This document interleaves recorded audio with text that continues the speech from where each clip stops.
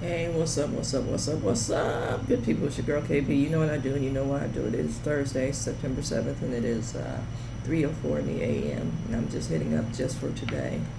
And if you're following me, then you know that just for today readings have been basically focusing on amends and forgiveness. Amen.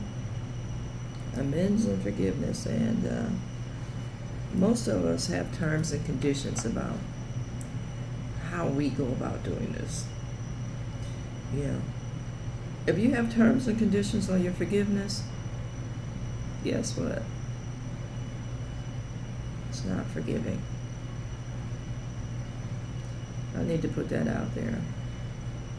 And we keep repeating the same behaviors and expecting different results.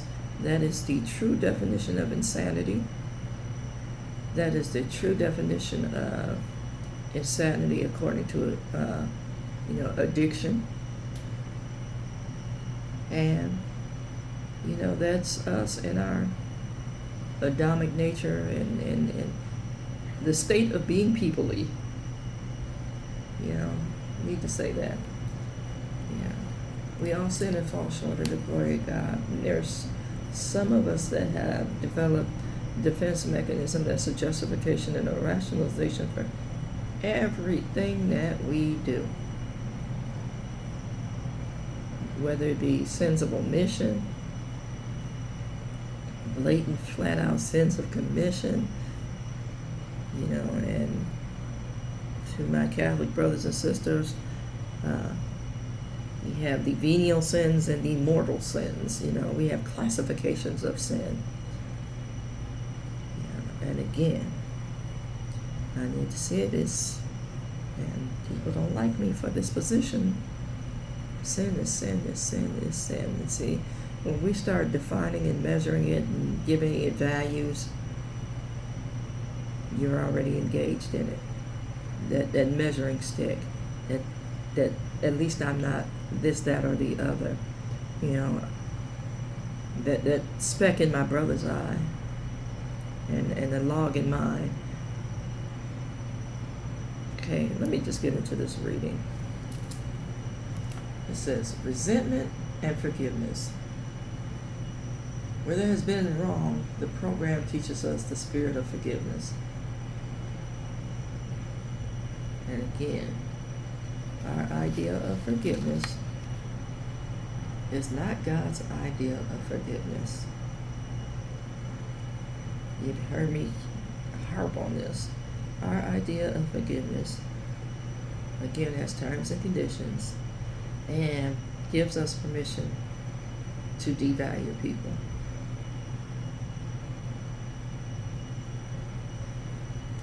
It says, in NA, we begin to interact with the world around us.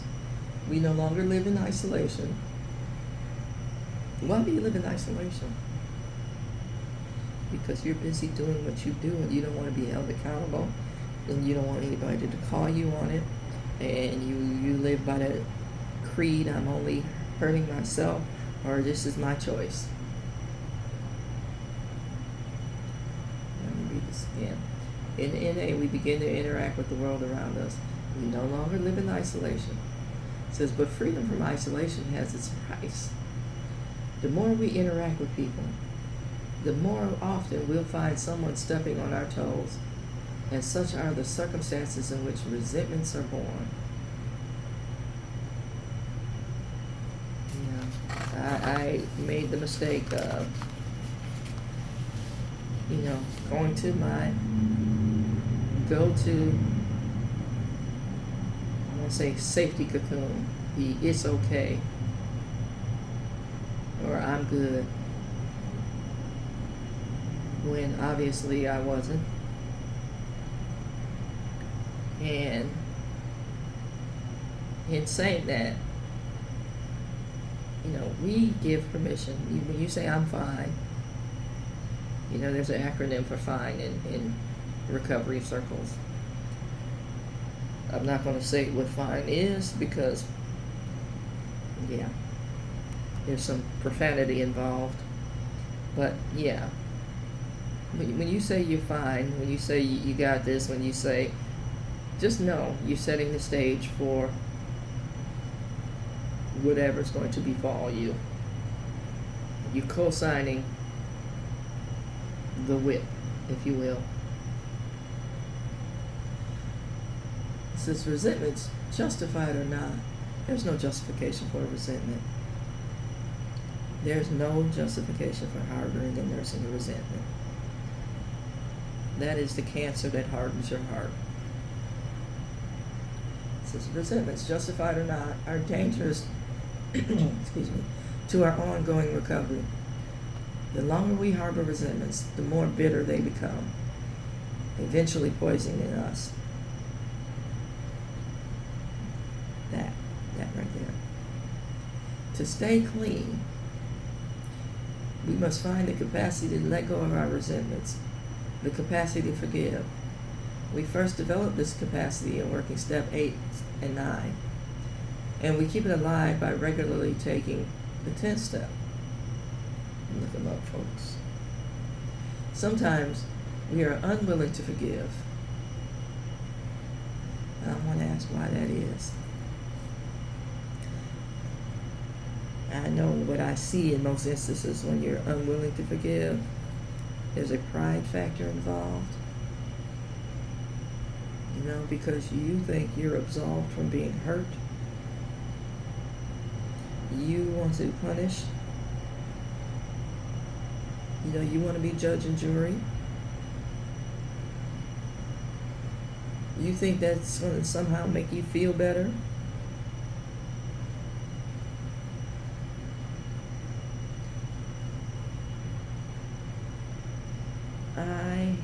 Yeah. I'm just going to leave it at that. Just, yeah.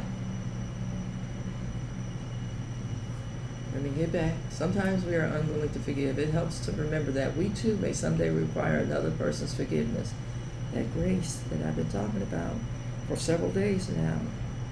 The grace that we want, but can't seem to extend. Haven't we all, at one time or another, done something that we deeply regretted? No, not me. Yeah, for real. Deeply regretted. And aren't we healed in some measure when others accept our sincere amends? You know, I don't know if some people are capable of accepting amends because they operate stealthily on the resentment.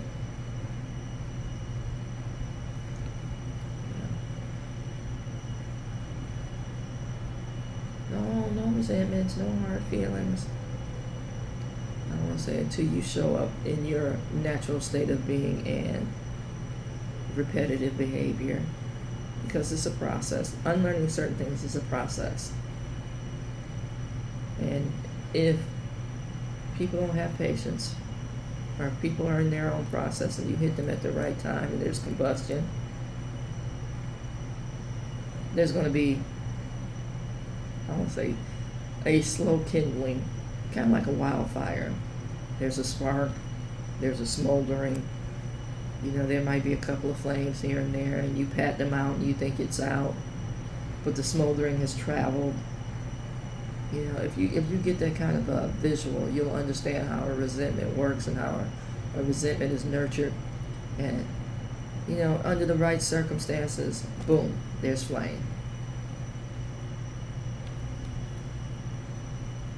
Okay, getting back to this is haven't we all, at one time or another, done something that we deeply regretted? And aren't we healed in some measure when others accept our sincere amends? Can you forgive yourself? Because whereas another person may forgive you, can you forgive yourself, or are you going to keep reliving this pattern? And the reason I ask, are you going to keep reliving this pattern? Because it's so deeply ingrained. And for most of us, it's not our first rodeo with this situation. You know, we were unwilling to make amends, or we made partial amends, and we treated it and nurtured it and nursed it for a little bit, but we never got the full resolve because we got all up in God's business, or due to our short attention span, we engaged in something else that set that pattern in motion again. Question is for me, do you want to be healed? Then take the time to do so.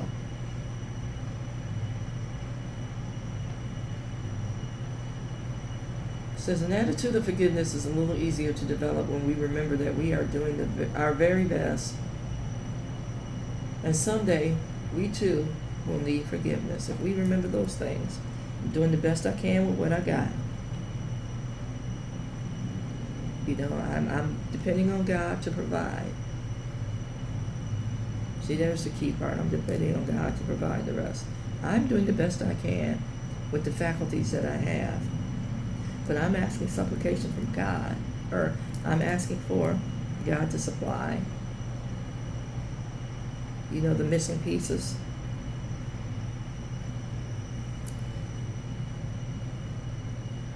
Are you there? You know, that cry from the back seat. Are we there yet? Or the cry from the front seat. Jesus, take the wheel.